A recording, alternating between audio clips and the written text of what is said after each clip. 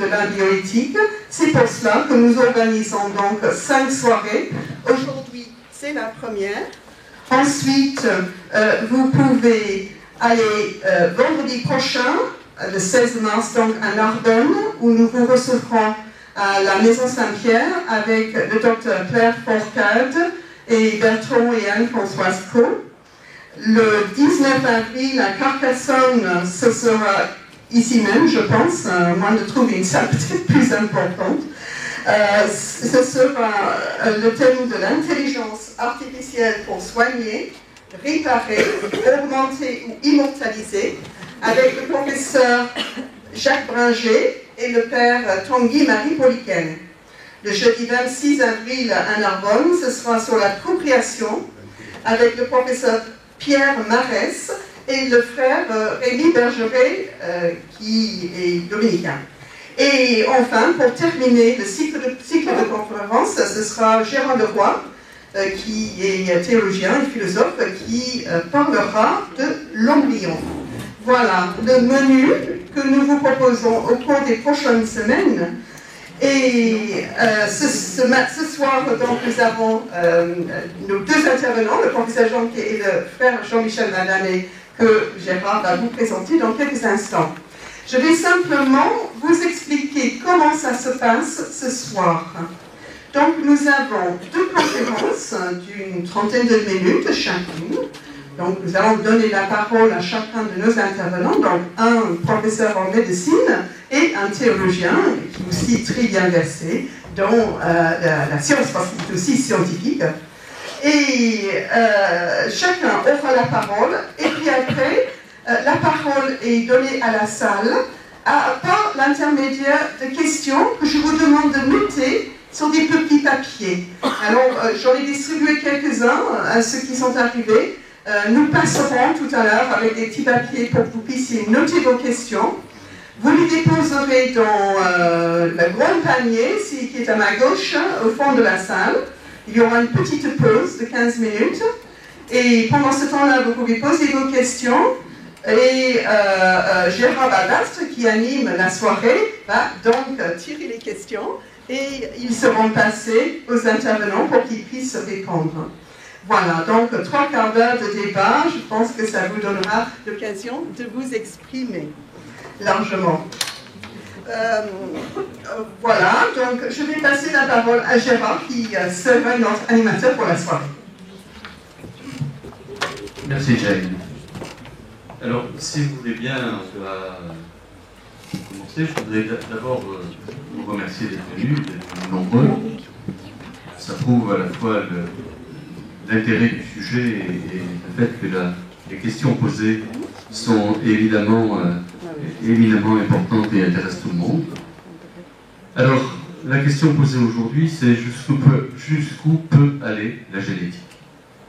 Avec 2 intervenants, donc d'abord le professeur Olivier Jonquet, qui est à mon extrême là-bas de la table, et ensuite le frère Jean-Michel Madamé. Alors, 2 mots de leur présentation, je les rassure par avance, je ne vais pas lire tout leur curriculum vitae, ça serait trop long et je crois qu'il y a quelques biographies qui pourraient être écrites uniquement sur leurs œuvres et ce qu'ils ont déjà produit. Alors, le professeur Olivier Jonquet, donc, il est né en 1950 à Montpellier. Il est marié, il a 6 enfants, c'est pour le contexte. Il est docteur en médecine. Il est aussi professeur des universités et praticien hospitalier. Alors je passe sur votre série d'événements. Il a beaucoup, dans son activité médicale, traité et pratiqué de la réanimation. Donc ça, c'est un sujet qui n'est pas très loin de nos préoccupations d'aujourd'hui. Et enfin et surtout, il est président du comité d'éthique du CHU de Montpellier. Donc, hautement qualifié pour ça. Il a, j'ajoute, pour, je vais dire, le côté exotique des choses, il a aussi eu plusieurs missions à l'étranger, en Afghanistan, en Chine, etc. Voilà pour le professeur Jonquet. Ensuite, donc c'est lui qui interviendra en premier, Ensuite, le frère Jean-Michel Maldamé, là juste à ma droite. Le frère, lui, il est dominicain. Il est né en 1939, il est théologien, donc, de formation universitaire aussi bien philosophique que scientifique. Il est docteur en théologie, c'est un spécialiste reconnu de tout ce qui est rapport entre science et religion. Là encore, on est dans le sujet. Il enseigne la théologie à l'Institut catholique de Toulouse. Et enfin, je passe pour l'un comme pour l'autre sur les nombreuses publications qu'ils ont déjà produites. Voilà donc pour cette rapide présentation. Ils me pardonneront d'avoir pas développé plus.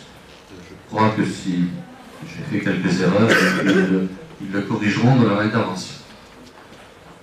Alors, la chose que je voulais simplement dire en introduction, c'est que les sujets que nous évoquons nous concernent tous. Ce n'est pas l'affaire de quelques-uns, de quelques spécialistes, même s'il y a des spécialistes autour de la table. C'est vraiment l'affaire de tout le monde, et tout le monde a son mot à dire. On y reviendra dans le futur. Alors quand je dis tout le monde, c'est que ce soit des jeunes ou des plus vieux, que ce soit des hommes ou que ce soit des femmes. Les domaines sont très variés. Jane les a évoqués tout à l'heure en évoquant tous les sujets et toutes les conférences.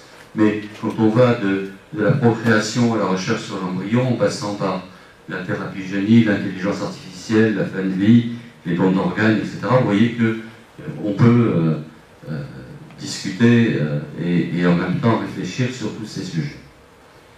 Jusqu'où peut-on aller dans la génétique? Alors, évidemment, ça pose la question des limites, ça pose la question des références, des limites légales, d'abord peut-être, philosophiques, religieuses. Peut-être faut-il parler faut-il rappeler, pardon, tout à fait au début, qu'on parle de personnes humaines et non pas d'animaux de laboratoire, et que le respect de la personne humaine est le pilier fondamental de la foi chrétienne. Je tenais vraiment dire que c'est un fil à plomb, j'allais dire, cette dignité de la personne humaine dans la doctrine de l'Église. Voilà pour cette petite introduction. Les intervenants nous éclaireront sur le reste. N'oubliez pas, au passage, de noter les questions que vous pourriez poser par écrit. On les ramassera dans un tout petit entracte qui suivra les deux interventions. Voilà, on va passer vite. Et aux intervenants, d'abord le professeur, donc Olivier Jonquier. La parole est à vous. Merci. Je vous remercie de votre accueil. Moi aussi, je suis impressionné par l'assistance. Je suis aussi impressionné par mon voisin de gauche. Il a exercé son ministère au couvent des Dominicains de Montpellier il y a quelques années. Et je suis heureux de le retrouver. Donc, on m'a demandé de parler jusqu'où peut aller la génétique, quels sont les enjeux. Alors une question peut se poser, est-ce qu'on a suffisamment réfléchi quand nous avons produit un être humain en dehors du corps sexué de la femme quand est née Louise Brown en 1978, il y a maintenant 40 ans. Une autre question, avons-nous suffisamment réfléchi quand nous avons réussi à connaître le code génétique de l'homme? Quand je connais le code génétique de l'homme ou de la femme, est-ce que finalement je sais ce que c'est qu'un homme ou une femme? Pour le sujet de ce soir, la génétique ça fait peur. Ça fait peur, qui dit gène dit constitution, dit identité, mais dit aussi un être unique. On parle de déterminisme génétique. Nous serions déterminés par notre patrimoine génétique, par notre hérédité. À une époque, on parlait du gène du crime.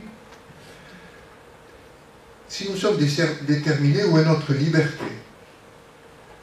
Tout cela, est-ce que c'est vrai, est-ce que c'est faux? Nous sommes déterminés génétiquement, c'est vrai sur certains points. Moi, si j'ai les yeux bleus, c'est que, bon, il y a deux gènes qui se sont rencontrés qui font que j'ai les yeux bleus. Mais il y a aussi tout un environnement qui fait ce que nous sommes aujourd'hui. et qui est indépendant de notre patrimoine génétique, notre éducation, le milieu dans lequel on a vécu, notre alimentation. Il y a des tas de bouquins qui paraissent, de revues qui paraissent, donc on peut agir aussi sur... les gènes, ce n'est pas uniquement un déterminisme. On parle d'OGM. Est-ce un danger pour l'homme, pour l'environnement? Les manipulations génétiques, est-ce que c'est possible? Là, on parle de thérapie génique, mais qu'est-ce que c'est? Et je trouve que c'est et d'ailleurs votre présence le prouve, la révision des lois bioéthiques permet de réfléchir ensemble, de diffuser et d'informer le public sur des notions qui étaient jusque-là réduites à des cercles d'initiés, des cercles confidentiels de médecins, de scientifiques, de chercheurs, et pas tous les médecins d'ailleurs, je dis médecins, mais pas tous les médecins. Mais je pense que c'est important aussi pour les citoyens de discerner ce qui est bon pour l'homme, pour le bien commun, mais aussi pour discerner ce qui est plus discutable. Et je vous invite à vous reporter sur les sites à votre disposition, le site du Comité consultatif national d'éthique, mais aussi, on est ici dans une ambiance, dans la maison diocésaine, sur le site de la conférence épiscopale, où il y a vraiment un dossier qui est vraiment très bien fait, et vraiment ça donne une bonne introduction à toutes ces problématiques. Alors la plupart d'entre nous sont chrétiens ou catholiques, et si nous croyons en Dieu, nous croyons aussi à la raison humaine. Pascal disait qu'il y a deux excès, exclure la raison et n'admettre que la raison. Si on admet que si on l'exclut, eh bien finalement on tombe dans une espèce de mystico-gazeux ou si on admet que la raison, on est figé dans un rationalisme qui est stérile. La demeure de la raison, c'est pas la peur. Il ne faut pas avoir peur. On n'a pas le droit d'avoir peur.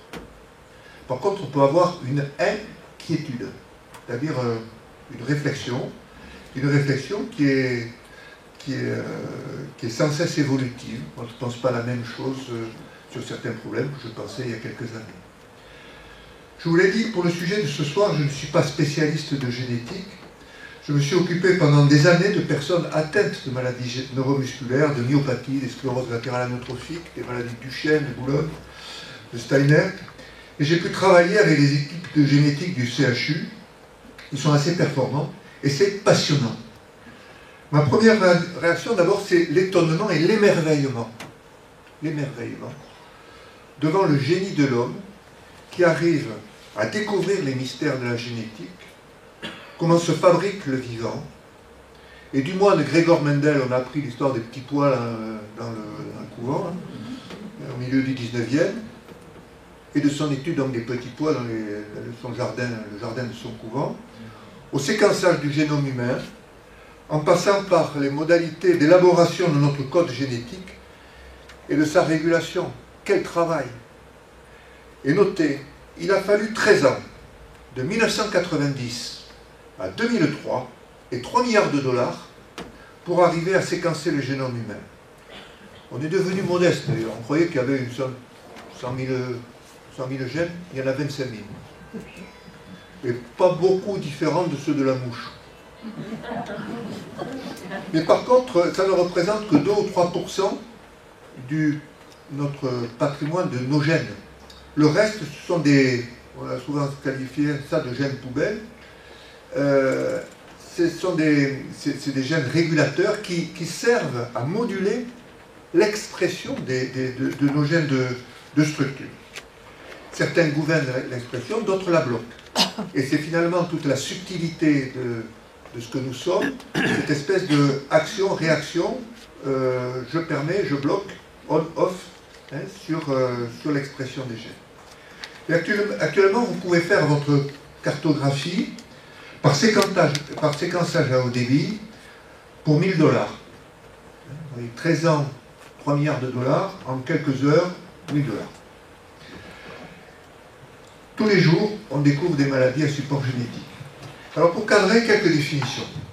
Alors, qu'est-ce qu'un gène? C'est un fragment d'ADN, d'acide désoxyribonucléique, c'est un nom compliqué, qui est spécifique, qui est porté par un chromosome. Même dans nos cellules, on a 46 chromosomes. Et à partir de l'information qu'il donne, il y a une synthèse de protéines. Et le génome humain, c'est l'ensemble de l'information génétique d'une personne qui est contenue dans chacune de nos cellules. Nos cellules donc ont 46 chromosomes, 23 paires de chromosomes normaux, et puis 2 chromosomes sexuels, XY pour l'homme et XX pour la femme. Alors qu'est-ce qu'une maladie génétique?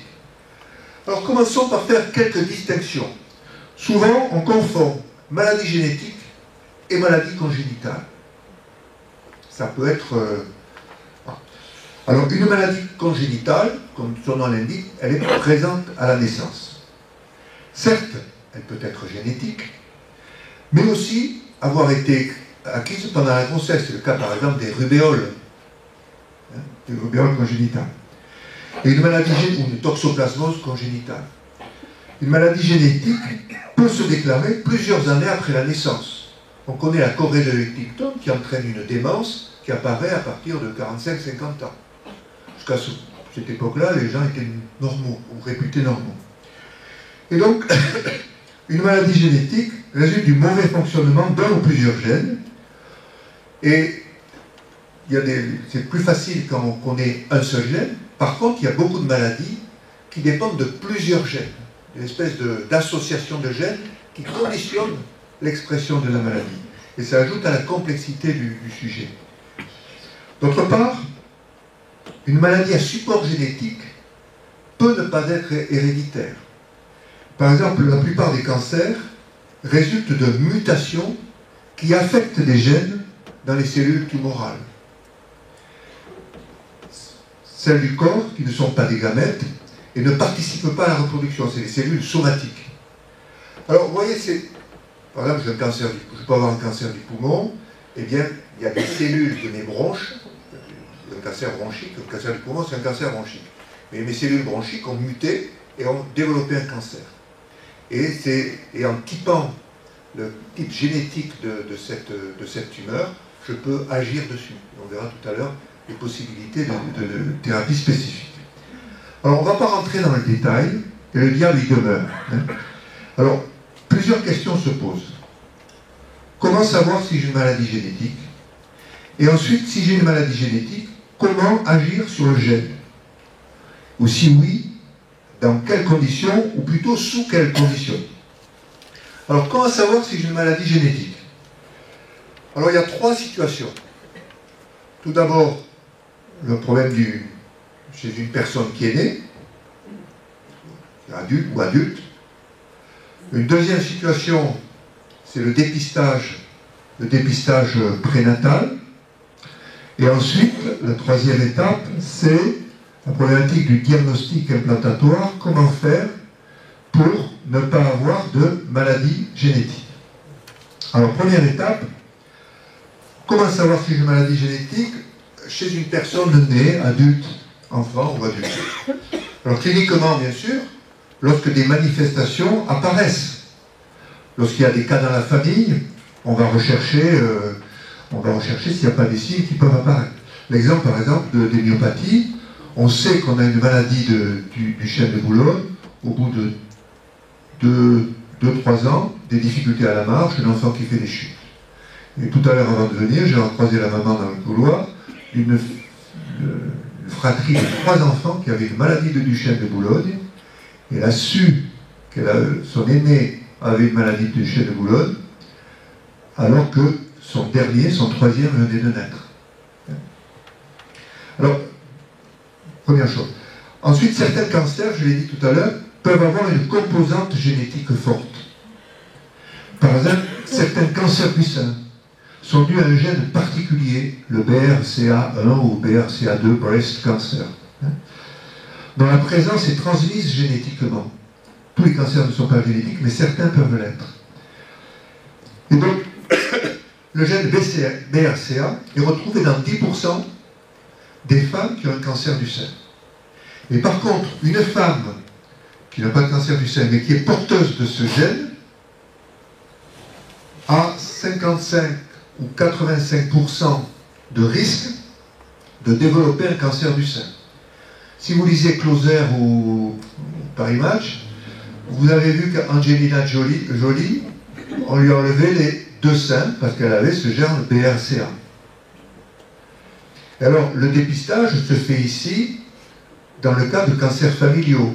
Par exemple, si la mère a eu un cancer du sein, eh bien, la jeune femme, enfin la fille, ou les petites filles, pourront faire un dépistage ainsi, et essayer d'avoir une thérapeutique bien sûr, on dépiste le gène, et on surveille la personne pour savoir si, par des examens, pour savoir s'il n'y a pas un cancer au début qui se déclare, et ne pas attendre un cancer évolué pour commencer à traiter. Donc il y a toute une stratégie de suivi, de prise en charge des patients qui a un support, génétique, et c'est vraiment une bonne chose de connaître et de dépister à l'avance la possibilité de faire un cancer du sein. Le même problème se pose pour certaines infections digestives, des polyposes digestives par exemple. Alors, ce n'est quand même pas parce qu'on est porteur du gène qu'on fera le cancer. Et certains facteurs extérieurs peuvent influer. Le mode de vie, l'alimentation, le tabac, l'alcool, etc. peuvent favoriser l'expression et favoriser l'expression de ce gène cancer. Alors, il y a un cas particulier, certains cancers non héréditaires sont dus à une mutation de cellules cancéreuses. Et une étude génétique des cellules tumorales, je l'évoquais tout à l'heure, peut permettre de cibler des traitements. Là aussi, de plus en plus, lorsqu'on fait un cancer, on prélève la tumeur et on fait une analyse non seulement au microscope, pour voir ce qu'il y a sur le cancer, mais aussi on fait une analyse génétique des cellules cancéreuses pour voir si on n'a pas des traitements pour agir spécifiquement sur ces cellules cancéreuses. Et actuellement, il y a tout un progrès dans les thérapeutiques anticancéreuses qui permettent d'éviter les chimiothérapies classiques. C'est la dispersion de la mitraille et compense la précision du tir. C'est sûr que ça agit sur le cancer, mais ça agit aussi sur les cellules saines, du tube digestif, de la moelle osseuse, etc. Donc on cible, et on parle, vous entendez dans la presse, de thérapie ciblée, c'est-à-dire on cible la cellule cancéreuse malade. Donc ça, c'est des éléments positifs de la connaissance de la génétique. Là, on progresse un peu plus où il faut discerner, c'est le dépistage prénatal. Toute femme enceinte a plusieurs échographies au cours de la grossesse. Au cours d'une échographie, on peut découvrir des anomalies de la morphologie du fœtus, dont certaines peuvent évoquer la présence, par exemple, d'une trisomie 21. On appelle ça la clarté nucale à l'échographie. Alors on fait un dépistage sanguin, avec des marqueurs, et on peut voir si on a une probabilité ou non que l'enfant soit porteur d'une trisomie 21. Si on arrive à un certain seuil du test, on fait ce qu'on appelle une amniosynthèse, on prélève du liquide amniotique et on voit des cellules du fœtus, on analyse les chromosomes et on voit s'il est porteur de l'anomalie. Et on propose alors, ça pose un problème moral, parce que si on pose, d'abord, le geste lui-même peut entraîner des interruptions de grossesse, 1 à 2%, et quelquefois d'enfants normaux, parce que le dépistage n'est pas sûr donc on aura fait pour rien une amniosynthèse. Et ensuite, si le diagnostic est confirmé, en général, on propose à la mère de faire une interruption dite médicale de grossesse. Et actuellement, on a rajouté une sensibilité avec, on peut, dans le sang de la mère, très tôt, prélever du sang et dépister l'ADN fœtal qui se promène dans le sang de la mère et savoir s'il y a la trisomie 21. Alors, j'ai parlé d'interruption médicale de grossesse. Arrêtons-nous sur ce terme. Avant, on parlait d'interruption thérapeutique de grossesse. On a changé à interruption médicale de grossesse. Qui est malade là? La maman ou l'enfant? Et depuis 20 ou 30 ans, il y a une rupture anthropologique vraiment fondamentale, où c'est la première fois dans l'histoire de la médecine où pour faire disparaître une maladie, on fait disparaître le malade. Alors je ne veux juger personne. Je Je n'ai rien pour le faire. Hein. Mais de cette remarque, une réflexion aussi. Quand on fait quelque chose, il faut le nommer. Le malaise de beaucoup de personnes, souvent, vient qu'on ne met pas des mots sur les actes que l'on fait. Et j'aimerais que sorte de ces états généraux une définition de l'eugénisme. Alors, on ne veut pas parler d'eugénisme, alors qu'on fait décider qui doit naître ou pas. Alors, quand on parle ça aux collègues, ils disent non, mais ça, c'est pas l'eugénisme d'État, parce que l'État n'impose pas l'interruption de grossesse, c'est un eugénisme domestique. Mais en fait, c'est quand même, j'avoue que c'est des subtilités de langage, de sémantique, moi qui me choquent un peu. Alors, écoutons le professeur Didier Sicard. Didier Sicard est ancien président du Comité consultatif national d'éthique et qui disait dans un colloque « Les mots eugénisme, comme avortement et sélection, doivent être bannis. Ils doivent être remplacés par choix libre d'une vie à naître, interruption médicale, consentement éclairé. » Dans un article du journal Le Monde du 5 février 2007, comment défendre un droit à l'inexistence? La France construit une politique de santé qui flirte de plus en plus avec l'eugénisme. Nous ne sommes pas très loin des impasses dans lesquelles on a commencé à s'engager à la fin du XIXe siècle pour faire dire à la science qui pouvait vivre et qui ne devait pas vivre. Lancé, le dépistage devient irréversible. Il ne peut y avoir d'arrêt car on ne revient pas sur un acquis scientifique. C'est le système du cliquet, on ne peut pas revenir en arrière. Alors, le diagnostic prénatal, on peut faire des choses au diagnostic prénatal. On peut on arrive à faire même de la chirurgie in utero. Et le diagnostic prénatal se justifie au plan éthique lorsque on peut avoir une prise en charge médicale des anomalies que l'on détecte.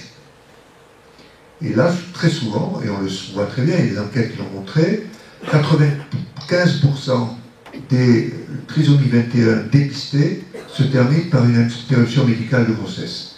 Et ceux qui les gardent, ce sont les catholiques pratiquants et les musulmans. Et je dis, je ne juge personne. C'est pas ce que je ferai ou j'aurais fait. Alors le diagnostic préimplantatoire, là on a un degré de plus. Alors de quoi s'agit-il? Quand dans un couple qui a dans la famille un de ses membres atteint d'une maladie génétique grave, ou qui a eu déjà un enfant porteur de cette maladie, il est proposé de faire ce qu'on appelle un diagnostic préimplantatoire. Et alors ça se fait que dans des centres, il y a Paris, Montpellier, Strasbourg et Nantes. Alors il s'agit de faire donc une fécondation in vitro. Les parents ne sont pas stériles, mais on prélève un spermatozoïde et des spermatozoïdes et des ovules. On fait une fécondation in vitro, et sur les embryons qui sont produits, on analyse une cellule et on voit si l'embryon est porteur ou non des cellules. Et les embryons qui sont porteurs de l'anomalie sont éliminés et on ne réimplante que les embryons sains. C'est clairement de la sélection. C'est clairement de l'eugénisme. Et alors là, je vous recite un journaliste, Nicolas Journet, ceux qui connaissent le magazine Psychologie, ça a été le rédacteur en chef. Et alors il a publié dans Le Monde, pareil, toujours, il dit voilà, aujourd'hui on parle de rendre le diagnostic prénatal systématique pour cette maladie, pour ma maladie. Il est atteint d'une maladie de Marfan, qui est une maladie du tissu élastique, qui entraîne une fragilité souvent une hyperlaxité ligamentaire. Ces gens sont très grands, ils ont des problèmes oculaires, petites anomalies de la bouche. C'est une maladie avec un peu vu. On peut vous dire que le général de Gaulle, il avait une maladie de Marfan, vous voyez. Bon. Non, parce que je ne présente pas parce que deux de ses frères, je crois, sont morts d'anévrisme, et lui est mort d'anévrisme